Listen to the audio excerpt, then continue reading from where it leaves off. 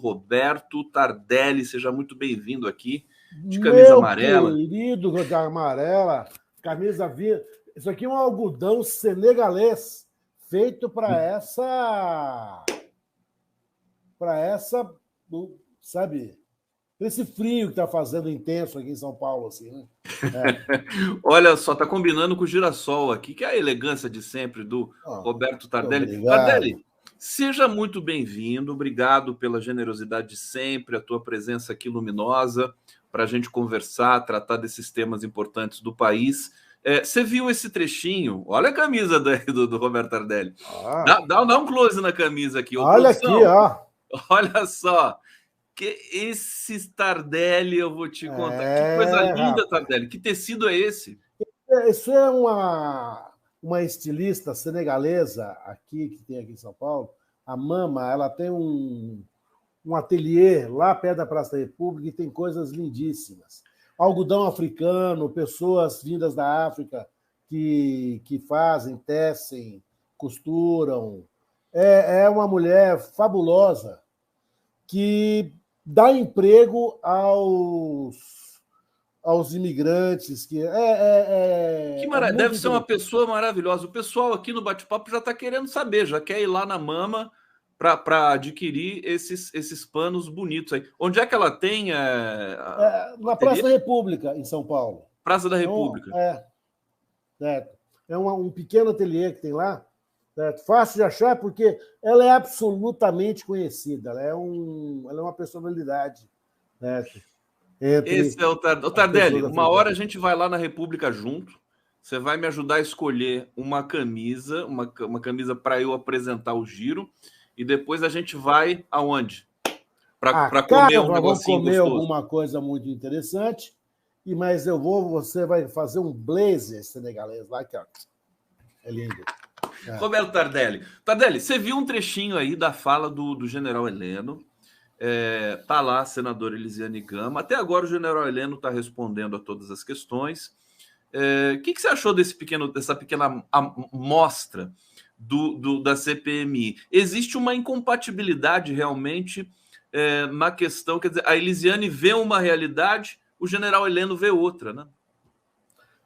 Olha, hoje eu amanheci vendo aquela fala do general Heleno, que o pragmatismo político que trouxe, certo?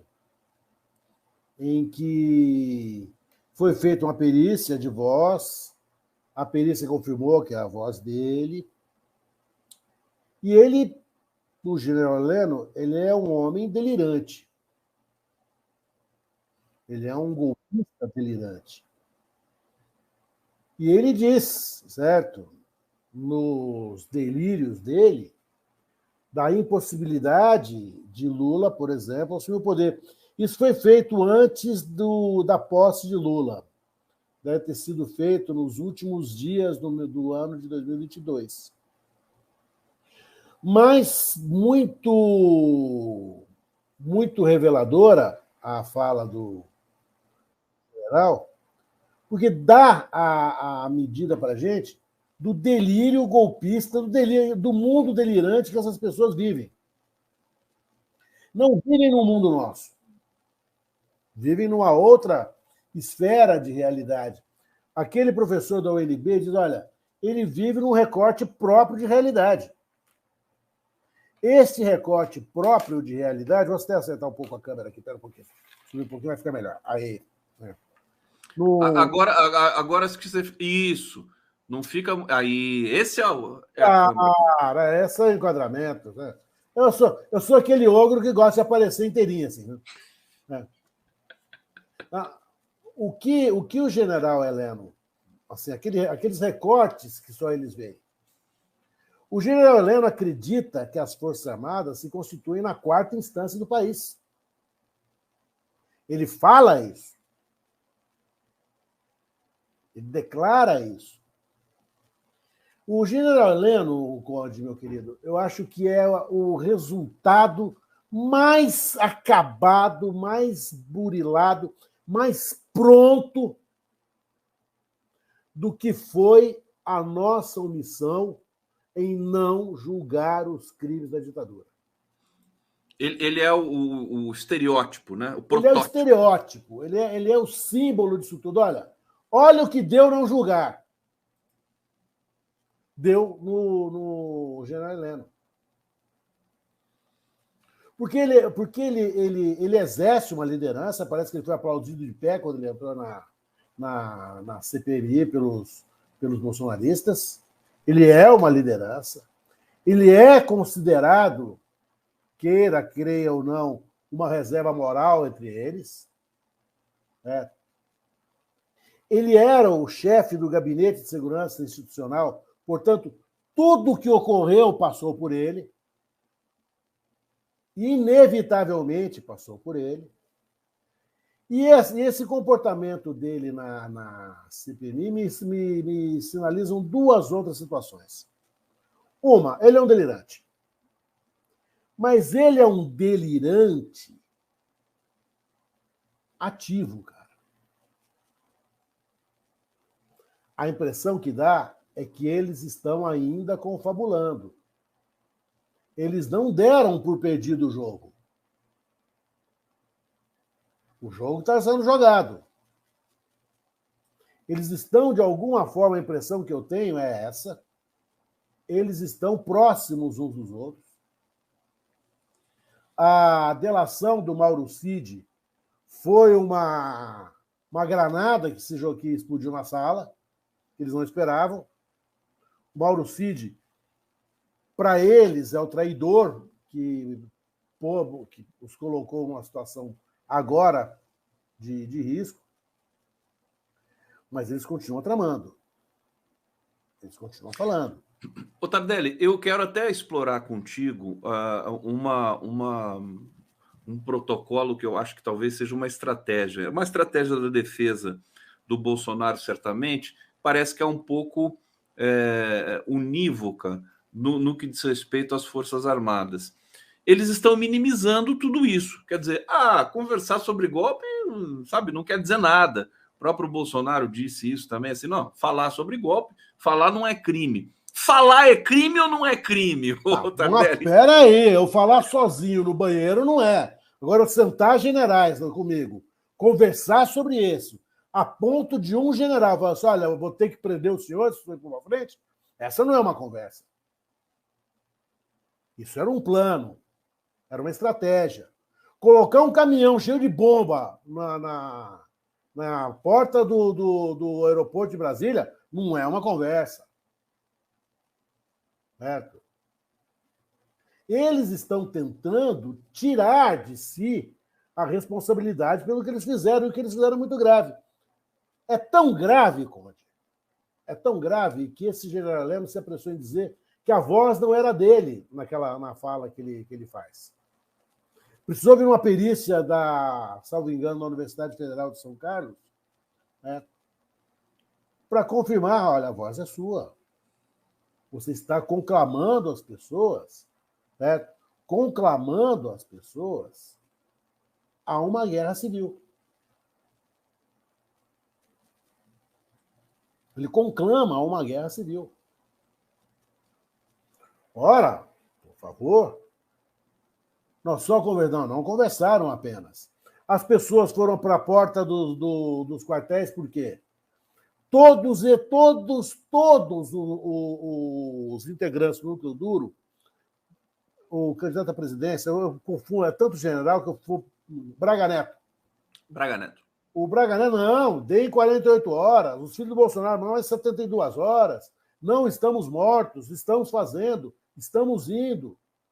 O próprio Bolsonaro dá uma palestra num evento da extrema-direita americana e diz: estamos atuando, estamos fazendo. E, na verdade, desculpa te interromper, Tardelli, na verdade, todo esse tecido conspiratório que teve presente, no mínimo, dos 2 últimos anos do governo Bolsonaro, ele se concretizou no 8 de janeiro, né? Eu acho que esse que é o grande... Não é verdade? Eu acho que o 8 de janeiro foi o resultado dessas conversas. Sim. Essas inocentes conversas resultaram no 8 de janeiro. As estradas sendo paralisadas, as estradas isso não aconteceu do nada. E mais, as estradas foram interrompidas por caminhões que poderiam ser... Conde, eu te dou, assim, 2 marzipan, se tanto, não preciso dar mais do que tudo isso. Em qualquer outra situação, os caminhões teriam sido imediatamente apreendidos. Apreende o caminhão, libera a pista. Esse caminhão está apreendido, esse caminhão é produto de crime, é instrumento de crime. Não, e aí, desculpa, mais uma vez de interromper, a gente vê toda a engenharia disso, Polícia Rodoviária Federal, né? É cúmplice de tudo isso. Claro. Terrível. A gente cansou de falar, apreende esses caminhões, apreende, põe esses caminhões para rodar, aí o Exército tem que servir para alguma coisa.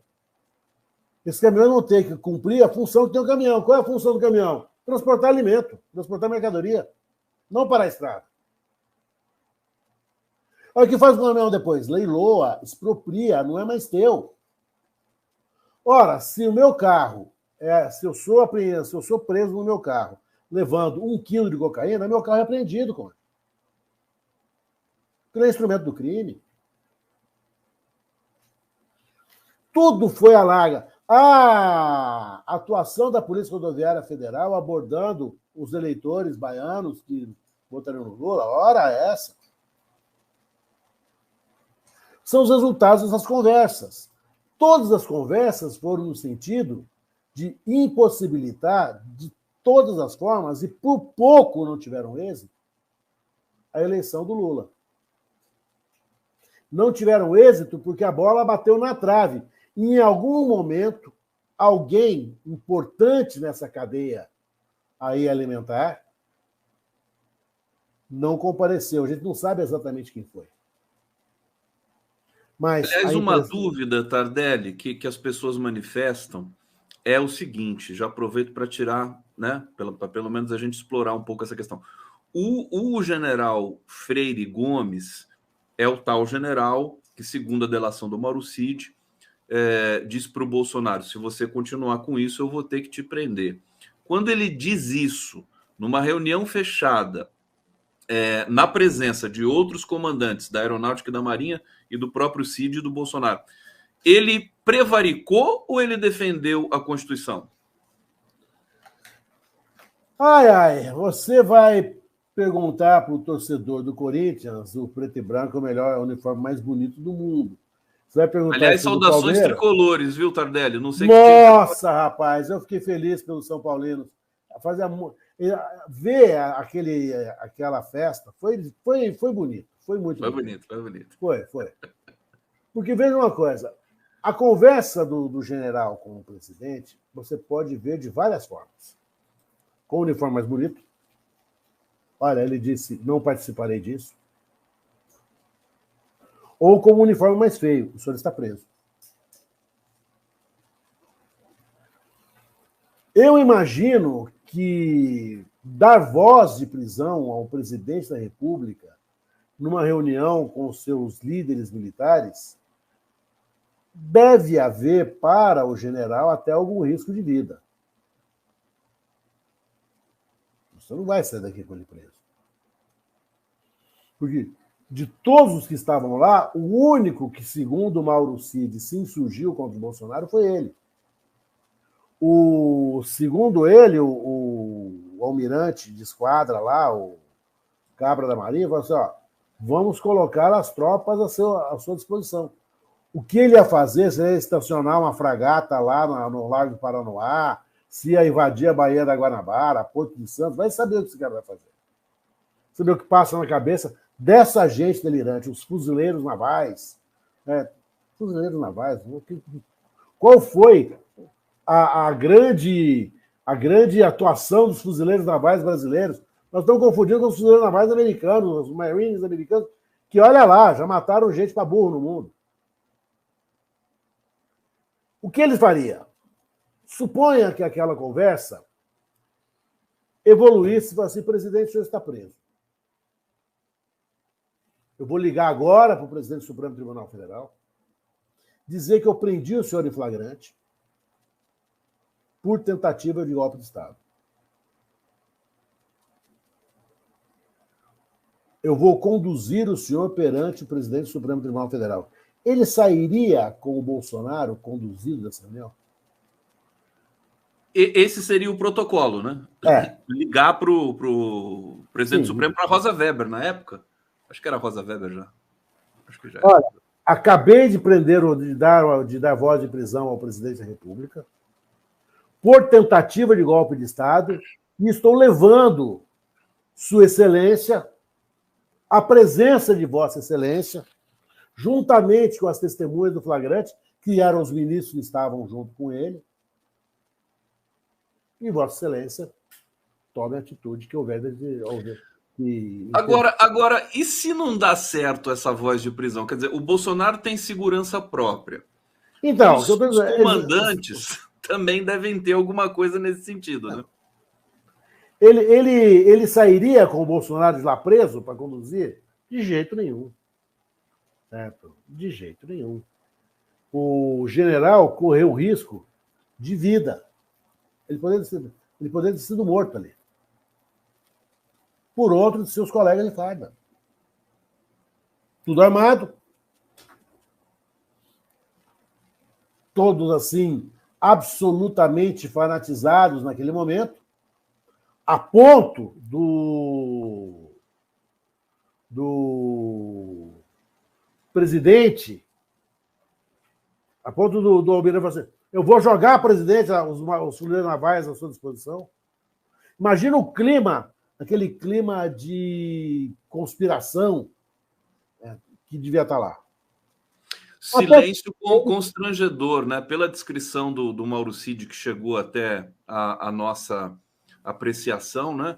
O almirante da Marinha, o Garnier, se ofereceu, né? Ofereceu as tropas, sabe-se lá que tropas, quer dizer, parece que a Marinha tem uma tropa de blindados, é uma tropa meio defasada, que fez aquele desfile constrangedor lá, se não me engano, não sei se foi no 7 de setembro, foi no dia do Exército, né? No dia do soldado.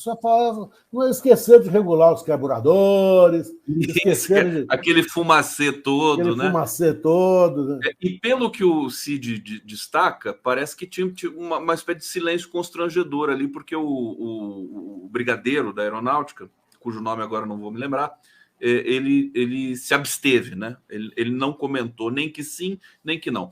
Tardelli, deixa eu ir para o bate-papo aqui para saudar nosso público. Olha, Edi Coutos, gostei dessa estampa da camiseta do Tardelli, eu gosto de estampas assim. Edi. Tardelli, todo estampa conosco. Flávia Assis, Tardelli, o movimento da economia solidária trabalha com esse tipo de tecido em todo o Brasil. Olha que bacana. Que bacana. Salve, salve, Tardelli, blusa linda, salve, Conde.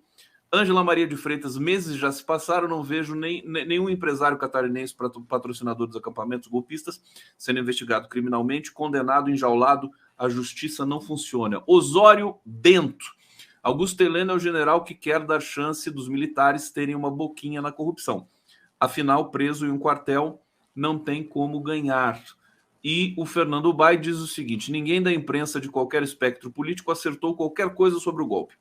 Está faltando humildade de assumir, não sabemos nada. Como não, o Fernando Bai?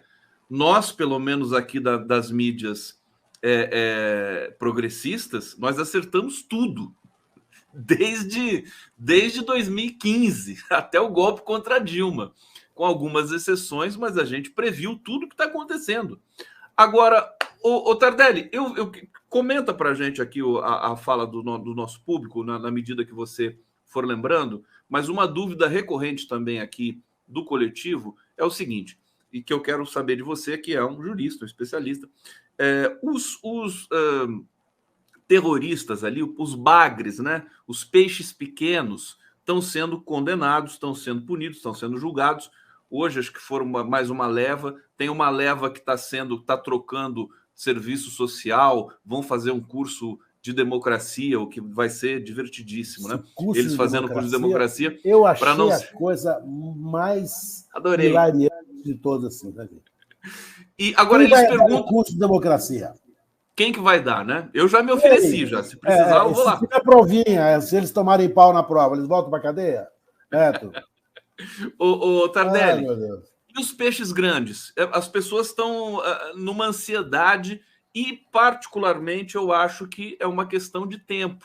Tem gente dizendo, não, tinha que prender os grandes primeiro, depois os pequenos. O que você observa nessa situação? Olha, a gente tem que entender duas coisas. O tempo da justiça é um tempo diferente do tempo do cronômetro. E mais, vamos pensar objetivamente. A delação do Mauro Cid não foi para pegar os bagres. Para pegar os bagres já está tudo um pego. A prova já está fechada, estão dando sentença. Acabou a instrução. A delação do Mauro Cid vem para pegar o andar de cima, o topo da pirâmide. Quem é o topo da pirâmide? É o presidente, então o presidente Bolsonaro. Ora, mas a busca e apreensão feita na casa do Nelson Piquet. Pensar que eu fui fã do Piquet, rapaz. Eu também, cara, porque ele era piloto mesmo, né? Era um bom piloto. Nossa! Havia aquela disputa se era Piquet ou Senna o melhor e tal. Era uma... A busca e apreensão na casa do Piquet não foi para pegar os magrinhos. A quebra de sigilo bancário da Michele Bolsonaro não foi para pegar os magrinhos. O que a gente tem que pensar é o seguinte, a reflexão que eu tenho feito. O Procurador-Geral da República é um cara, velho, induvidosamente, para dizer uma expressão bem ao gosto dos juristas, o mais poderoso do Brasil. Só hoje ele pode... é o último dia dele hoje. É o último dia dele hoje. É o último dia dele. Deve estar um climão lá. Você sabe o que eu acho engraçado do último dia? É que tem aquele cara que nasceu para ser puxa-saco. Ele não sabe se chora ou se ele cumprimenta. Verdade. Então ele deve ter um monte de beata correndo na igreja assim, sem saber para que santo acender a vela, sabe? Hoje é aquele dia que seria interessantíssimo estar vendo os aspones com medo de voltar às suas funções, perder sabe, o status bacana de assessor. É um dia muito curioso da espécie humana. Mas veja, ele é o único cara que pode fazer isso. Ele é tão poderoso, Conde, que ele não pode errar o tiro do canhão dele. Suponha que o Bolsonaro fosse processado e absolvido. Rapaz, seria o que de pior poderia nos acontecer.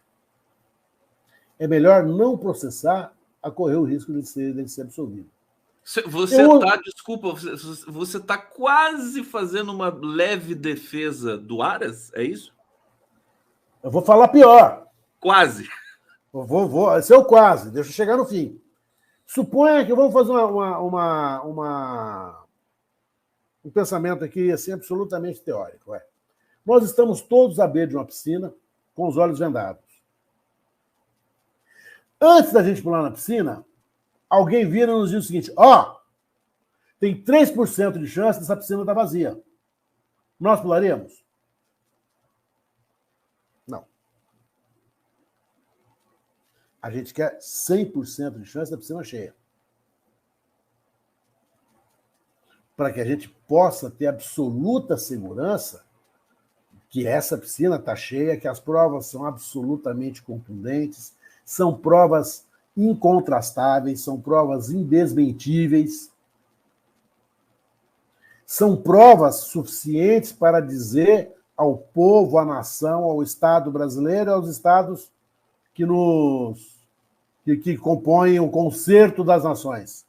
Nós prendemos um ex-presidente da República por vários crimes, dentre eles a tentativa de golpe de Estado, seguros, absolutamente seguros, de que a prova que havia contra ele não nos permitia uma outra atitude. A prisão do Bolsonaro tem que ser uma prisão assim praticamente obrigatória. Olha, não tem como não prendê-lo mais. É impossível deixar Bolsonaro solto. Bom, daí vem uma recorrência também entre analistas, né, independentes, que dizem que a Polícia Federal está fazendo um trabalho de excelência porque não está sendo assodada, né? Embora as coisas vão aparecendo rapidamente, mas todas as informações que a gente consegue, Tardelli, é de que a polícia está tendo todo o cuidado do mundo, Polícia Federal, para que quando chegar uma denúncia, né, concreta, né, ou uma ordem de prisão, para que não haja muita chance disso ser revertido, né? Exatamente. Você percebe isso? O processo penal, para quem não pertence a esse planeta maluco chamado planeta Júris, ele é um campo minado. Para quem olha aquele gramado lindo, verdejante, mas para quem conhece o gramado, olha, tá cheio de mina terrestre aí. É preciso que a gente caminhe com muita cautela, com muito cuidado, porque veja uma coisa, ele não é mais presidente da República, então nós não precisamos ter corrida contra ele. Ele está cada vez mais vendo a situação dele se fechar. Ele pede apoios, não na velocidade que a gente imaginava que ele fosse perder, mas pede. Ele deverá ficar com aquela porcentagem da extrema-direita mesmo, aquela extrema-direita enraivecida que, infelizmente, sempre tivemos no Brasil, sempre tivemos no Brasil. Mas, quando ele for processado, é preciso que se tenha inteira certeza moral, olha, acabou, não tem como se absorver. Tardelli, deixa eu te perguntar uma coisa. A defesa do Bolsonaro está apresentando, está indicando uma seguinte tese com relação à delação do Mauro Cid. Eles começam a dizer que foi tudo ideia do Mauro Cid. Eu queria a sua opinião profissional como advogado. É claro que os advogados eles vão ter que, enfim, defender o Bolsonaro tem direito a ter uma defesa, né? Lógico. Agora, essa linha de defesa é factível? Olha, a delação do Mauro Cid nos pegou de surpresa, porque, ao contrário do que se fez na Lava Jato, a Lava Jato tinha, por estratégia, prender para delatar. Essa não é uma estratégia de atuação. Por isso que muitas dessas delações hoje estão sendo desmentidas, porque, olha, eu fui preso para isso. Eu fui aterrorizado para isso. Quando eu fiz a delação, eu era absolutamente sem nenhuma possibilidade de dizer não. O que a operação da Lava Jato fez, a Força-Tarefa da Lava Jato do Ministério Público Federal fez, é absolutamente criminoso. Eles vão ter que responder por isso. Isso é um desvio funcional extremamente grave. Porque você não está prendendo uma pessoa pelas razões que a lei autoriza a prender, mas você está roubando no jogo. Você está sequestrando alguém, na verdade, é um sequestro, só que é um sequestro com mandado de prisão, assinado por autoridade judiciária competente, para que essa pessoa preste uma informação que é aquela informação que você quer que ela confirme.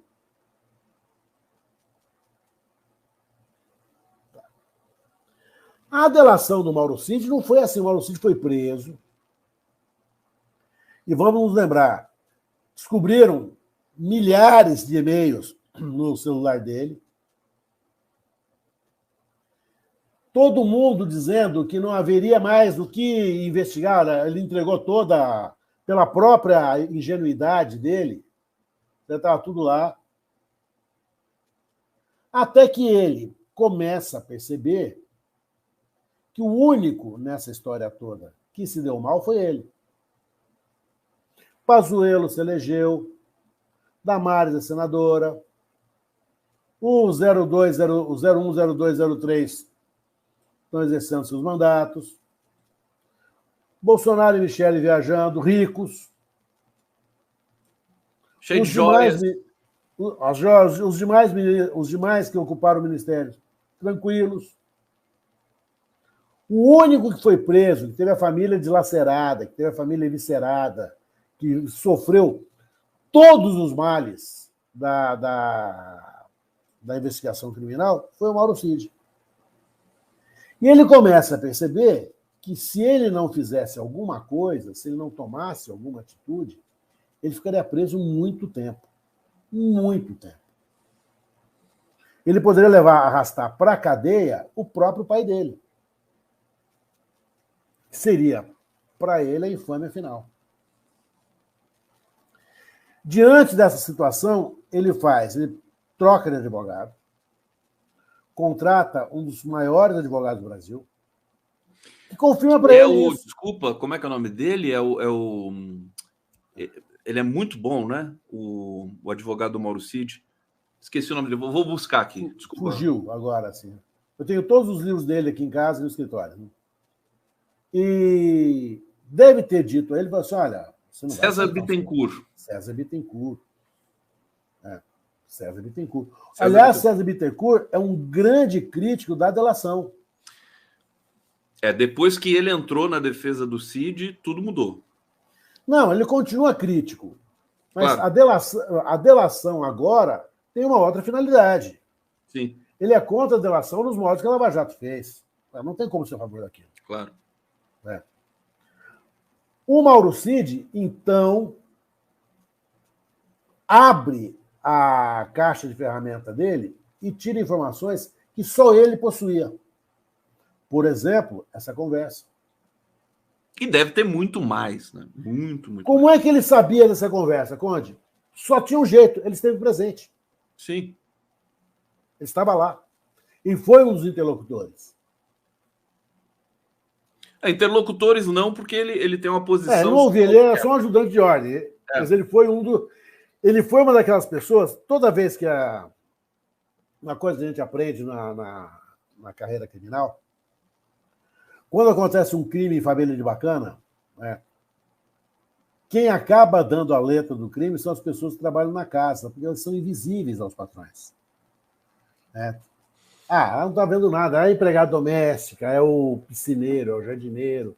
É aquele que conhece a rotina da casa sem fazer parte da rotina dessa casa, entendeu? Normalmente é ele que derruba a porta da frente, assim, né? O Mauro Cid é um cara como ele. Ele embora ele fosse um tenente-coronel, uma alta patente, ele era um ajudante de ordem, estava lá cumprindo ordens, só. Tardelli, querido. Não, desculpa, pode completar. Ele deve ter dito muito mais coisa, que vai comprometer o andar de cima. Eu acho que ele tem que ter um pouco de paciência. Eu continuo com a previsão. Eu fiz uma previsão em janeiro desse ano. Continuo apostando e estou firme nessa previsão. Bolsonaro não come o peru de Natal na casa dele. Eu não sabia dessa sua previsão. Vamos cobrar, hein? Vou cobrar. Eu estou apostando, eu aposto caixa de cerveja, aposto litro de uísque. Você aposta essa camisa aí da Mama? Aposto a camisa, aposto que eu visto. Eu só não posso apostar que eu visto a camisa de São Paulo, vou ter que passar um antialérgico primeiro, assim. Mas eu visto a camisa de São Paulo se eu perder, certo? A minha certeza moral é de que esse ano as coisas acontecem. Eu também, eu estou muito nessa linha também. Meu querido Roberto Tardelli, nosso encontro voa, né? Voa o tempo aqui com o Tardelli. Que você é um cara tão agradável, é tão gostoso conversar contigo. Esse cenário maravilhoso que você tem atrás de si aí, que é assim... É uma pintura abstrata. Tudo azul.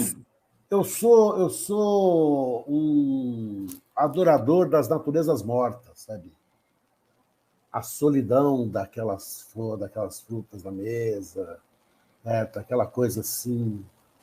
Eu acho isso. Quem consegue pintar uma coisa dessa é uma alma superior.